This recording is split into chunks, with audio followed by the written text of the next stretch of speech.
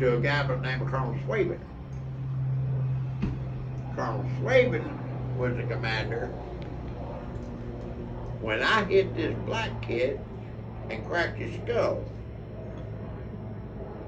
I laid a pretty good one on him, you know? And the reason I did that is because I got him at his rehab case on Friday, and Saturday morning, of course, he was all screwed up. So, battery commander gave me until Tuesday morning at 10 o'clock to have him ready for inspection. That's okay. So, I was headed home. And I happened to remember Robert E. Lee. Boy, I parked that car real quick, went running back in there. I had this big staff sergeant in Louisiana that worked for me. A black guy. He stood about 6'7". He weighed about 300. I called him Mario. He was a staff sergeant. I ran up on him in the hallway. I said, Mario, get your ass upstairs and get Lee and bring him down here before he takes off to town. So Marcellus went up there and got him, brought him down. I'm sitting behind my desk. I said, Lee, the old man's going to inspect you in the morning. And you're going to be ready. Sergeant Marcellus there, if it takes it, he's going to supervise you all night to get ready. You understand what I mean, Lee? Well, he started cursing me. That was a no-no, you know?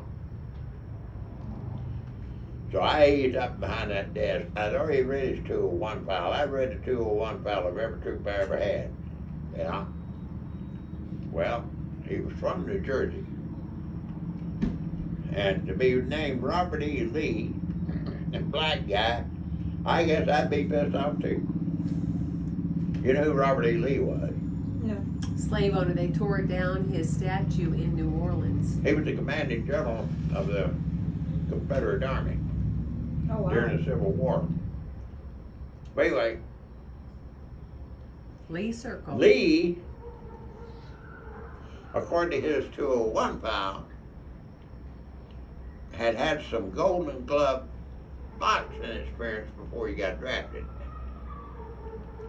So I made up my mind when I got up behind that desk, I was going to hit him, and I was going to take him out with one lick. Because him being a boxer, I wouldn't have stood much of a chance now, would I? So I got around there in front of him, got positioned just right. I hit that boy with the right. He went down, boom, he's on the floor, he's out. Marcellus, he started laughing. I said, damn, Woody, you ought to talk to Muhammad Ali, you know? I said, get this son of a bitch to the hospital. I'm going home. So he got an ambulance over there, took him to the hospital. Colonel Swabin wanted to see me the next morning. I kind of figured it was over that. So he told me, he said, I got a call from the chief surgeon at the hospital this morning. Said someone had beat up on a young mule last night. He said, I'm gonna tell you something, Sergeant. We need more good NCOs like you. Okay. I leave. Lo and behold, this damn thing hit all three major news networks, ABC, NBC, CBS. It also hit Paul Harvey. Okay?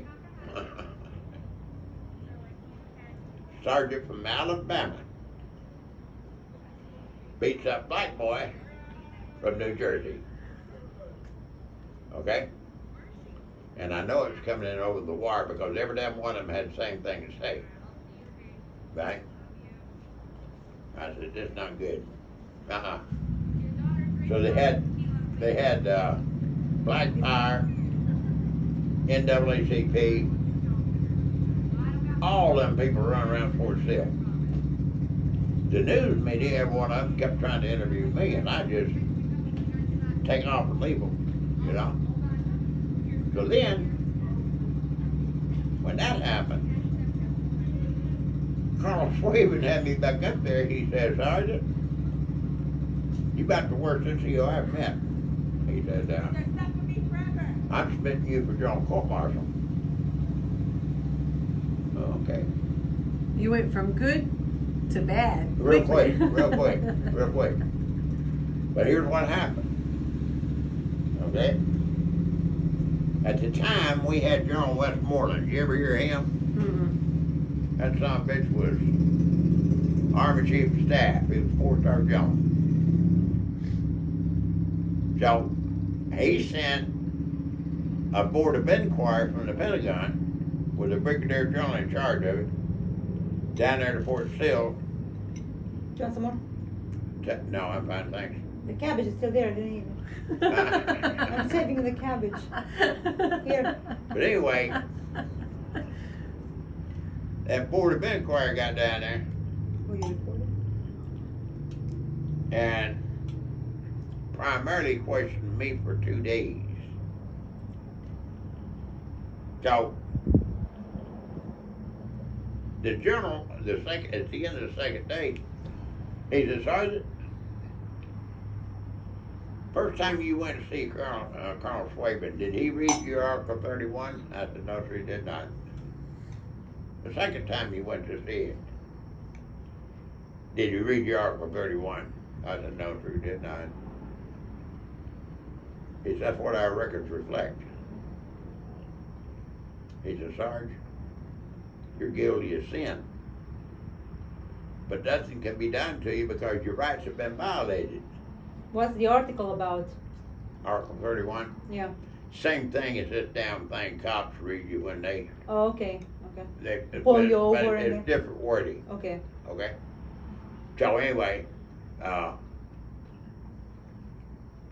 very next morning, it was real cold in December. They had command reveille in that battalion down there. Everybody had to be there. Off post, on post, it didn't matter, you had to be there. Instead of reveille being at